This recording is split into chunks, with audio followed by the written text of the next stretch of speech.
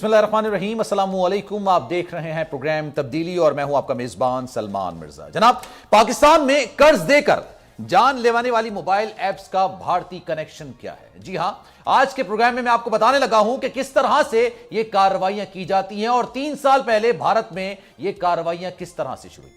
हमारी टीम ने रिसर्च की तो पता चला कि पिंडी में 42 साल मोहम्मद महसूद की खुदकुशी महाराष्ट्र के शहर पुणे के रिहायशी राज की कहानी से हैरत अंगेज तौर पर मिलती जुलती है। राज की जिंदगी जीते जी जहन्नुम उस वक्त बनी कि फिर वो ना सो सका और ना ही किसी से मिल सका। राज का $110 का कर्जा, $110 का कर्जा किस तरह से $6000 में तब्दील हो गया और वो इस दलदल में ऐसा फंसा कि फिर जिंदा दरगोर होकर रह गया। राज ने पहले ऐप डाउनलोड की और पहले कर्ज लेते ही धोखेबाजों के तकाजे शुरू हो गए।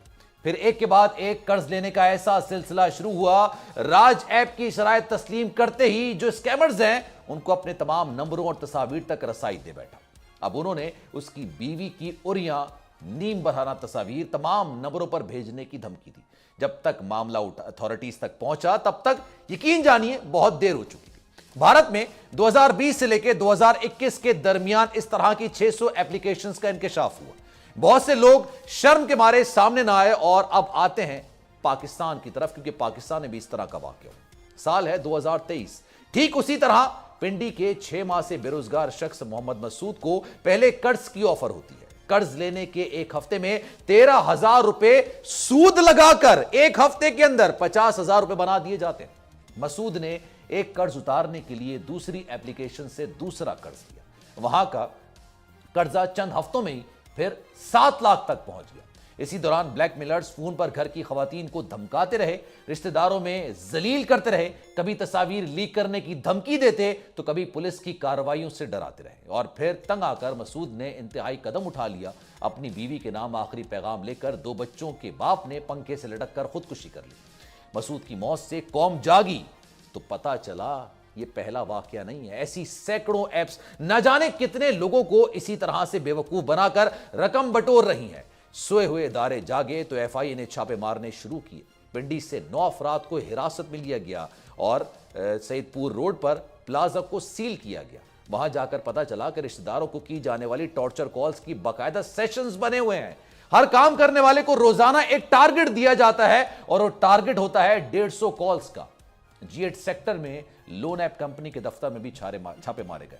वहां से ब्लैकमेलिंग में मुलव्विस लैपटॉप्स, फोन और सिम्स बरामद की गई। सवाल यह है कि इस तमाम मामले में कसूर आखिर किसका है? होशरुबा महंगाई के इस दौर में अगर कोई बेरोजगार शख्स बच्चों की रोटी का इंतजाम ना कर पाए तो क्या रियासत उसकी कोई मदद करती है या नहीं करती? क्या कोई बैंक कर्जा देकर उसको वक्ती तौर पर मुसीबत से निजात दिलाता है, नहीं दिलाता? 10 से 50,000 ऑनलाइन कर्जा देने वाली इन ऐप्स किसकी इजाजत से मुमलिकत खुदादाद में धड़ल्ले से लोगों को लूट रही हैं? उन्हें किसने रजिस्टर्ड किया है? इस गफलत में क्या किसी के खिलाफ अब तक कोई कार्रवाई हुई है?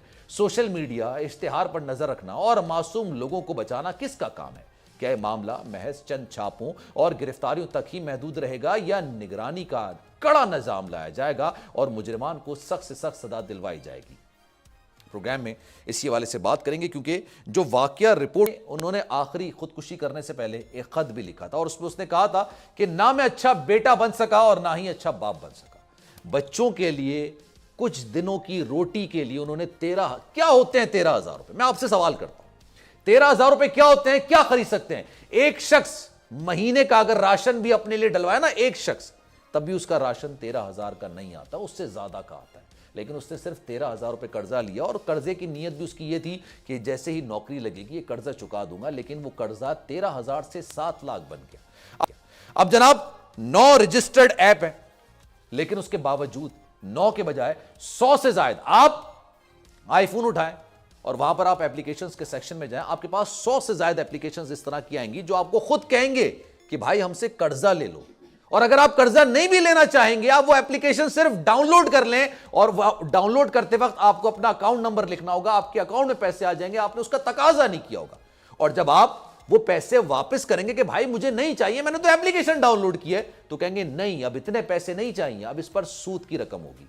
मैं एक खातून को जानता हूं जिन्होंने बाकायदा तौर पर 10,000 रुपए मांगे नहीं, सिर्फ एप्लीकेशन डाउनलोड की और डाउनलोड करने के बाद उनके अकाउंट में, बैंक अकाउंट में 10,000 रुपए आ गए। उन्होंने फौरी तौर पर ही 10,000 रुपए वापस किए, लेकिन जो ऐप वाले थे वो कहने लगे कि अब 10,000 नहीं, आपको ज्यादा रकम अदा करनी पड़ेगी, अदरवाइज आपकी मोबाइल में जो तस्वीर हैं उनको लीक कर दिया जाएगा। फिर वो 10,000 से मामला 40,000 तक पहुंचा।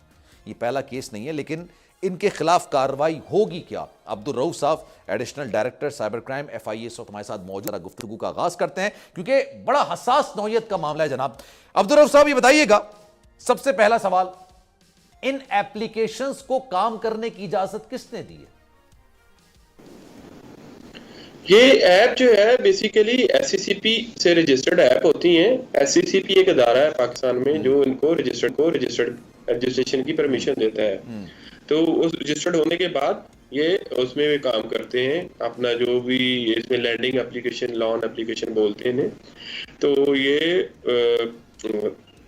इनकी SCCP की रूल्स एंड रेगुलेशन के मुताबिक रजिस्टर्ड होती हैं और वहीं पे रजिस्टर्ड करके उसके बाद करते हैं। इसमें बहुत सर, सारे ऐप रजिस्टर्ड जो बात कर रहे हैं ना, लाइसेंस की जो बात करें, रजिस्टर्ड के बाद 9 ऐप्स ऐसी हैं जो सिर्फ रजिस्टर्ड है।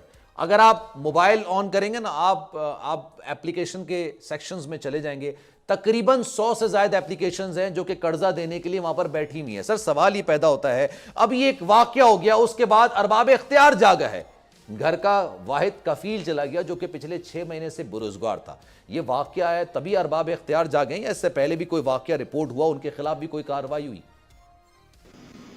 बेसिकली जो FIA का काम है, वो जब कंप्लेंट आएगी या कोई भी उसमें आगे हमें शिकायत देगा तो उसके मुताबिक हम उसको एज पर ला देखेंगे। ये तो उस रेगुलेटर अथॉरिटी और जो भी एजेंसी है उसका काम था कि ये जो ऐप्स है आपके पास लीगल कितनी है और इलीगल अगर ऐसी चाह रही है तो उनको फौरी तौर पे इनको कहना चाहिए था। जो भी इनका रेगुलेटर है, जैसे PTA हमारे पास इंटरनेट सर, SCCP और FIA में हमारे मुताबिक दर्जनों शिकायत दर्ज हुई हैं, लेकिन कितने लोगों के खिलाफ कार्रवाई हुई है? सर, सवाल ये भी तो पैदा होता है ना, कितने लोगों के खिलाफ आपने कार्रवाई की होगी? मैं आपको यकीन के साथ कहता हूं सर कि दर्जनों शिकायत दर्ज हुई होंगी। हमारे पास बहुत इंक्वायरी रजिस्टर्ड है, हम उन पे काम कर रहे हैं। तो ये उसमें 3 FIRs हैं और 17 एक्यूज अरेस्टेड हैं टोटल हमारे पास पाकिस्तान में। और तकरीबन हमारे पास जो है ना 45 के करीब अराउंड जो है ना वो इंक्वायरीज रजिस्टर्ड और नॉन रजिस्टर्ड की बात कर रहे हैं। सर, मैं आपको बताऊं, ये जो है ना मोहम्मद मसूद साहब का, ये जहां से उन्होंने पहली कर्जा लिया था, पहला 13,000 रुपए का, ये रजिस्टर्ड ऐप है सर। इनको किसने इजाजत दी है कि ये लोगों को धमकियां दें, उनके मोबाइल की गैलरी तक का एक्सेस लें, उनकी फोन गैलरी का एक्सेस लें, उनके नंबर्स निकालें? सर, ये तो रजिस्टर्ड थी ना, तो इनका तरीकेकार वारदात क्या होता है? देखिए, ऐप जो रजिस्टर्ड थी ना, अगर रजिस्टर्ड उसने इसको धमकियां दी, ब्लैकमेलिंग की और पिक्चर की बात किया, हुआ ये कि इसको जो अगर ये इनकी SCCP के मुताबिक अगर ये एप्लीकेशन जो है इनकी लीगल है, तो इसमें इनको ये अथॉरिटी नहीं थी कि ये जो कॉन्टैक्ट लिस्ट और गैलरी वगैरह जो है वो उसकी हाथ में जाए। जो कंपनीज है ये उनकी पॉलिसी में शामिल होना चाहिए। तो उन्होंने कैसे एक्सेस किया उसकी गैलरी को और कॉन्टैक्ट और गैलरी लिस्ट जब आपकी चलेगी तो आपकी प्राइवेसी लीक हो जाती है। उस प्राइवेसी को उसमें फायदा उठाते हुए उस कंपनीज ने उसकी सारी फैमिली मेंबर्स, उसके दोस्त, आगे पीछे जितने भी थे, सबको उन्होंने। सर, वो आपकी गैलरी वाली बात जो आप बात कर रहे हैं ना, कॉन्टैक्ट लिस्ट तक बात चली गई, गैलरी तक बात चली गई। सर, रजिस्टर्ड कंपनियां क्या इस तरह से काम करती हैं? अगर कोई नॉन रजिस्टर्ड कंपनी है जो कि 10,000 से लेकर 50,000 तक का लोन दे रही है, तो सर किसने उनको इजाजत दी कि वो गैलरी तक जाए? किसने उनको इजाजत दी कि फोन डायरेक्टरी तक जाए? किसने उनको इजाजत दी कि बाकायदा तौर पर वो सूद के नाम पर भत्ता वसूल करें? सर, कहीं ना कहीं से तो इजाजत हुई होगी ना। और फिर रातों रात ये 13,000 की जो रकम होती है ये लाखों तक पहुंच जाती है। सर, नहीं, रातों रात नहीं है, इनका तरीका वारदात डिफरेंट है। ये 13,000 अगर देते हैं तो ये कहते हैं कि इसको पे करो, 6 डे पे इसको कॉल करना शुरू कर देते हैं, फिर 7 डे इनका डे खत्म हो जाते हैं, फिर कॉल करते हैं, और डिफरेंट इन्होंने एनवायरनमेंट बनाई होती है अच्छा। कि अब क्या करना है, अब क्या करना है, फर्स्ट क्या कॉल करेगा, सेकंड क्या कॉल करेगा, थर्ड उसमें क्या कॉल करेगा, इनकी टॉर्चर अपनी करना गैलरीज शुरू बनी करते हुई है। उसके अंदर फिर जो लास्ट वाला है वो बड़ा वो ऑकवर्ड कॉल्स करता है और हरास भी करता है, थ्रेट भी करता है, क्योंकि उसके पास सारी चीजें आ चुकी होती हैं। हमारे पास ऐसी कंप्लेंट थी, हम उनको इंक्वायरी में कन्वर्ट कर चुके हैं, और सर इंशाल्लाह आपने कहा आप इसको इन्वेस्टिगेशन कर रहे हैं सारे मामले की, आप तहकीकात कर रहे हैं, गिरफ्तारियां भी यकीनी तौर पर होंगी, तो सर ये जो पर्टिकुलरली मोहम्मद मसूद का मामला है इसको आप इन्वेस्टिगेट कर रहे हैं या जितनी आपके पास शिकायत दर्ज होंगी उन तमाम को एक ही तरह से इन्वेस्टिगेट कर रहे हैं? नहीं, वो अलग-अलग होगी। हर कंप्लेंट पे अलग इंक्वायरी लगेगी और अलग उसमें रजिस्टर्ड होगी एफआईआर। अगर इन एक्यूज में से भी, इन कंपनीज में भी जो भी हमने अरेस्ट किए हैं, अगर किसी और कंप्लेंट में भी, तो हम उसे दोबारा अरेस्ट करेंगे अगर उसकी बेल हो जाती है। अनरजिस्टर्ड है, जिनको इजाजत ही नहीं है इस तरह की काम करने की, पीटीए उनको ब्लॉक क्यों नहीं करता है सर? पीटीए तो फौरन से मोबाइल ब्लॉक कर देते हैं, तो ये एप्स को ब्लॉक क्यों नहीं करते हैं? ये तो क्वेश्चन एससीसीपी और पीटीए के दरमियान है। अगर उनका कोई उसका मिल जाए जो इनको देखता है, क्योंकि इसमें रिमूवल और ब्लॉकिंग की है 37 जो उसमें पैका में क्लियर है, तो उन्होंने करना है।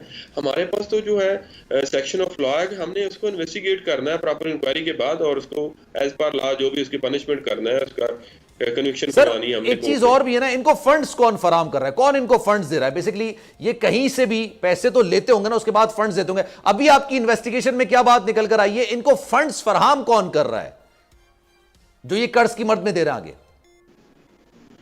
इसमें हमने डाटा इनका कलेक्ट कर लिया है, और एचआर की जो लिस्ट वगैरह वो भी हमारे पास आ रही है, और हमने कुछ लिख भी दिया है इनका सारा जो है ना, सीएनआईसी से लेके कंपनीज की प्रोफाइल्स को एससीसीपी को। तो एससीसीपी से हमें पता चल जाएगा किसके नाम से रजिस्टर्ड थी, किसने लैंड किया था, और कौन किसका एग्रीमेंट हुआ था, और कौन कौन इसके पार्टनर है। वहां से हमें पता चलेगा कौन फंड कर रहा था। अगर जो लोग, जो एप्स रजिस्टर्ड हैं, जो एप्स अनरजिस्टर्ड हैं, दोनों का तरीका वारदात एक ही तरह का है कि कॉल्स करना, गैरली तक रसाई हासिल करना, इस तरह से धमकियां देना, या अलग अलग तरीका वारदात है?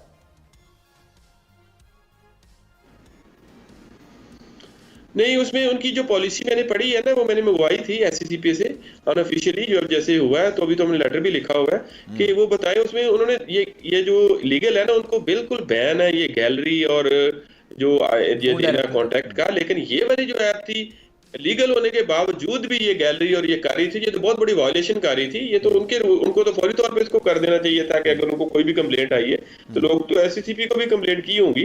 अगर वो अगर नहीं बता रहे, तो उनको उनके किसी रैप को लाना चाहिए, वो बताए आके कि अगर ये हो रहा था कि आपने टेस्ट किया। सर मैं एक केस आपको बताऊं, उनके पास सिर्फ उन्होंने ये एप्लीकेशन डाउनलोड की थी ना, उनको कर्ज की जरूरत थी, लेकिन इंसान होता है ना कि यार डाउनलोड कर लेता है, एक नई ऐप आई है, देखते हैं किस तरह से काम कर रही है। उन्होंने ऐप को डाउनलोड किया, डाउनलोड करने के साथ साथ उनके पास 10,000 रुपए का लोड आ गया।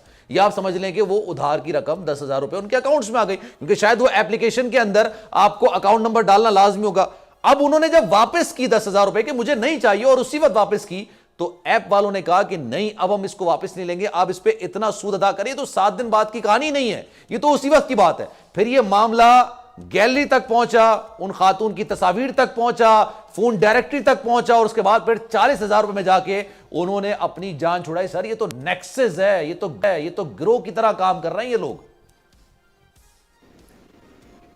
बिल्कुल बिल्कुल एग्रीड। इसमें यही है, जैसी आप करते हैं सारे आपकी कॉन्टैक्ट लिस्ट, गैलरीज, आपके जो डॉक्यूमेंट, कॉन्टैक्ट, उसके अलावा सारी चीजें, और फिर खुद ही ऑटोमेटिकली लोन अप्लाई कर देता। बंदे को पता ही नहीं होता कि ये मैंने लोन अप्लाई किया है या नहीं किया, वो बिल्कुल ही उसको पता नहीं होता। और उसको कहते कि ये आप वापस करो और अगली ऐप से ये और लोन लो, उसका भी कर्जा उसमें चढ़ रहा होता है और नए वाले का और चढ़ रहा होता है, जिससे लाखों में जाते हैं आगे। जैसे बता रहे हैं कि 6-6 लाख हो जाता है 13-14 हजार से, इस तरह आगे से आगे। तो सर अभी आपने कितने लोगों को फिर गिरफ्तार किया है सारे मामले के बाद, जो ये भी निकल कर आया मोहम्मद मसूद साहब का, इसके बाद कितने लोगों को आपने गिरफ्तार किया है? हमने जो इसमें जो मसूद वाले मैटर में जी, हमने तकरीबन कोई 7 लोग हमारे पास अरेस्टेड हैं, और क्या कहते हैं, इनका रिमांड हो चुका 4 दिन का। तो इंशाल्लाह आगे भी रिमांड लेंगे और प्रॉपर इनको हम इन्वेस्टिगेट करेंगे। और अच्छा सर, ऑनेस्टली ये बात कहनी तो नहीं चाहिए क्योंकि महंगाई बहुत ज्यादा है, आप सब समझते हैं, बेरोजगारी है, गुर्बत बहुत ज्यादा है, और हर घर के अंदर या हर एक घर छोड़ के लोगों के घर में बहुत मुश्किल हालात हैं। लोग आसानी की तरफ जाते हैं, ऐप डाउनलोड कर लेते हैं, फिर उसके बाद इस तरह के शिकंजे में फंस जाते हैं, इन लोगों के पास फंस जाते हैं। अगर किसी के साथ ये मामला हुआ हो तो सर क्या आसान तरीका है एफआईए तक अप्रोच करने का? बेहतरीन तरीका क्या है? क्योंकि एप्लीकेशंस तो बहुत आती होंगी ना आप लोगों के पास।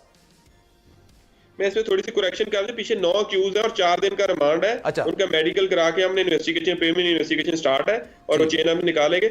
आप बता रहे थे इसमें ये हमें कंप्लेंट करने का तरीकाकार ये है कि आप इसको हमारे हेडक्वार्टर की लाइन है उस पर कॉल कर सकते हैं, आप डायरेक्ट हमारे फॉर्म को फिल करके कंप्लेंट दर्ज करवा सकते हैं, आप हमारे हेल्प डेस्क पे ईमेल कर सकते हैं, आप फिजिकली भी विजिट करके इस पे कंप्लेंट करवा सकते हैं। और 16 सेंटर है पूरे पाकिस्तान में, जिसको जो नजदीक लगता है फौरी रिएक्ट करे और फौरी तौर पे वहां पे अपनी कंप्लेंट दर्ज कराए ताकि उसको प्रॉपर रिलीफ मिल सके, ठीक है, ताकि इस तरह के वाकया दोबारा ना हो। सबसे ज्यादा ये मामला भारत के अंदर, इंडोनेशिया के अंदर काफी ज्यादा रिपोर्ट, इंडोनेशिया में तो बहुत ज्यादा। अब इंडोनेशिया में उन्होंने एक कानून बना दिया है कि अगर कोई आपको इस तरह से धमकियां दे, पैसे लेने के बाद, लोन लेने के बाद, और आपकी फोन डायरेक्टरी, आपकी गैलरी तक आपकी रसाई हासिल करे और यहां तस्वीरें रिलीज करने के हवाले से या लीक करने के हवाले से आपको धमकियां दें, तो उसको बाकायदा सिक्योरिटी प्रोवाइड की जाती है।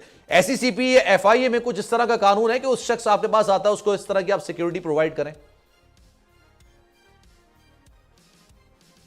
देखिए, जब हमारे पास उसने कंप्लेंट दर्ज करा ली तो उस डिपार्टमेंट की रिस्पॉन्सिबिलिटी हो जाती है कि अगर कंप्लेंट आ गई है तो हमने उसे देखना है। अगर उसके साथ कोई भी ऐसा इशू होगा, हम उसे बकायदा, हमारे पास काउंसलिंग एक्सपर्ट रखे हुए हैं, बकायदा उसकी काउंसलिंग करते हैं, उसको बताते हैं कि आपने बिल्कुल रिएक्ट नहीं करना, आप साइलेंट हो जाए, और जो भी आपके पास कोई भी आपको थ्रेट कर रहा है, कोई भी नंबर से आपको कोई चीज आ रही है तो आप फौरी तौर पे हमें दें, ताकि चलें, मेरा लास्ट क्वेश्चन आपसे, लेकिन अगर आप इस तरह के मसले का दुचार हो, क्योंकि इस तरह के वाकये को लोग अपने दोस्तों के साथ भी शेयर नहीं करते हैं, वो अंदर ही अंदर रखते हैं। अब जो मोहम्मद साहब के साथ वाकया हुआ, मोहम्मद मसूद साहब के साथ, उन्होंने इस वाकये को अपनी बेगम तक के साथ भी शेयर नहीं किया था, ऑब्वियसली कि उन्होंने पैसे तो ले लिए, लेकिन जिस तरह की धमकियां दी जा रही होती हैं, एक शरीफ इंसान इस तरह काम नहीं करता। लेकिन आप मशवरा क्या देंगे अगर किसी इंसान के साथ इस तरह का वाकया हो रहा हो, उसको इस तरह की धमकियां मिल रही हो, इन ऐप से उन्होंने कर्जा लिया हो और वो उनसे जान छुड़ाना चाहता हो, तो आप मशवरा क्या देंगे? उनको क्या करना चाहिए? सबसे पहले फौरी तौर पे रिएक्ट करें और कंप्लेंट करें हमें इमीडिएटली, जिधर भी उसको नजदीक है। अगर मैं बता देता हूँ, पंजाब में हमारे जो सेंटर्स हैं, आप लाहौर में जाएं, आप गुजरांवाला जाएं, आप फैसलाबाद जाएं, और आप उसके अलावा मुल्तान जाएं। इसी तरह आप पिंडी में आना तो रावलपिंडी का है, गिलगित में भी दफ्तर है हमारा, इसी तरह इस्लामाबाद का अलहदा दफ्तर है। अगर सिंध में आप बैठे हैं तो सिंध में आप कराची जाएं, हैदराबाद जाएं, सखर में जाएं। अगर आपने बलोचिस्तान जाना है तो कोटा और ग्वादर में हमारे सेंटर्स खुले हुए हैं, वहां पर आप easily complaint. Thank you so much, बहुत शुक्रिया आपके वक्त का। और अब्दुर्रऊफ साहब हमारे साथ मौजूद थे, additional director cyber crime FIA हमारे साथ, और जाहिर सी बात है सारी सूरत हाल से वो आगाह कर रहे थे। लेकिन हर घर के अंदर परेशानी के हालात हैं, हर घर के अंदर गुर्बत के हालात हैं, हर घर के अंदर बेरोजगारी के हालात हैं, और ये जो एप्स होती हैं, ये यकीन जानिए ये एक तरीके की शार्क्स हैं। ये कब आपको और आपके घर वालों को निगलने की कोशिश करती हैं, किसी को अंदाजा नहीं होता। और फिर ये एक ऐसा शिकंजा है कि आप एक जगह से कर्जा लेंगे और उसको चुकाने के लिए आपको दूसरी जगह से कर्जा लेना पड़ेगा, और रातों रात कर्जा इतना बढ़ जाएगा कि फिर जिस तरह से मोहम्मद मसूद साहब ने अपनी जिंदगी का खात्मा किया, और वो यकीन जानिए, मैं जो लेटर पढ़ रहा था उनका, मेरी आंखों में आंसू आ रहे थे कि वो कह रहे थे कि ना मैं अच्छा बाप बन सका, ना मैं अच्छा बेटा बन सका, मैं उनको कुछ चीज़ें नहीं दे सका, मेरी घर वालों की तस्वीर को लीक करने की धमकी दी जा रही है, मेरे कॉन्टैक्ट लिस्ट से लोगों को निकाल के उनको धमकियां दी जा रही हैं। ये वाकई में एक संगीन मामला है और इसके खिलाफ सख्त कार्रवाई होनी चाहिए। किसी को भी ये इख्तियार नहीं है कि अगर आपसे कोई कर्जा लेता है तो उसको कर्जा वापस करने के लिए इस तरह से प्रेशराइज किया जाए, उसकी खवातीन, उसके घर की बहन और बेटियों के हवाले से इस तरह से गलीज गुफ्तगू की जाए।